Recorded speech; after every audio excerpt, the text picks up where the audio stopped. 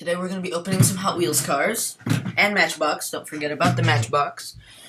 Okay, here we go. We're going to be starting with the Ford series. Ford Bronco 4x4. It's kind of blurry. There you go. Here we go.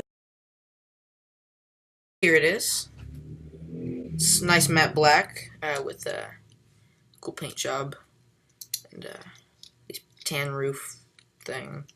Wheels are really cool. Tires are nice. It's pretty cool. Base is nice and shiny. Next, we're gonna do the 1974 Volkswagen Type 181 thing. Happy. That's actually really cool because it goes with something. I'll be right. Here they are.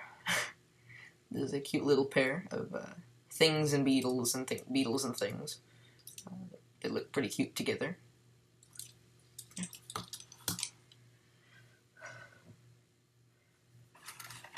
Next, we have the 1959 Dodge Coronet police car.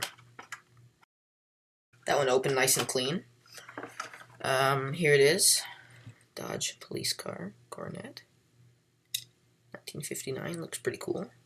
I like that one. And now, for the last one we're going to be opening. This is the 1987 Dodge D100.